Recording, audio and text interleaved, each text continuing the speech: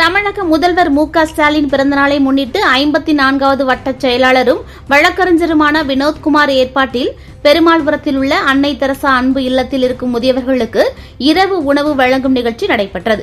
நெல்லை மத்திய மாவட்ட திமுக பொறுப்பாளரும் பாளையங்கோட்டை சட்டமன்ற உறுப்பினருமான அப்துல் வகாப் கலந்து கொண்டு இரவு உணவினை வழங்கினார். இந்த நிகழ்ச்சியில் நெல்லை மாநகராட்சி துணை மேயர் கே.ஆர். ராஜு, மேலப்பாளையம் பகுதிச் செயலாளர் துபாய் சாகுல், பாளை பகுதிச் செயலாளர் ஆண்டன் செல்லத்துறை, மேலப்பாளையம் பகுதி பொருளாளர் எட்வர்ட் ஜான், மாநகர இளைஞரணி அமைப்பாளரும் 54வது வார்டு கவுன்சிலருமான கருப்பசாமி கோட்டையப்பன், டாஸ்மாக் தொழிற்சங்க மாவட்ட தலைவர் அரசன்ராஜ், பொறியாளர் அணியின் துணை அமைப்பாளர் ரத்னபாலன், மகளிர் தொண்டர் அணி மாவட்ட தலைவர் அனிதா, மாநகர பிரதிநிதி சாமுவேல், 40வது வார்டு வட்டச் செயலாளர் செல்வகுமார், 41வது வார்டு வட்டச் செயலாளர் பாலா, 42வது வார்டு வட்டச் செயலாளர் ஜாய் மரகதம், 51வது வார்டு வட்டச் செயலாளர் ராபர்ட் செல்லையா, 53வது வார்டு வட்டச் செயலாளர் மெடிக்கல் பாஸ்கர் உட்பட வழக்கறிஞர்கள் பலரும் கலந்து கொண்டனர்.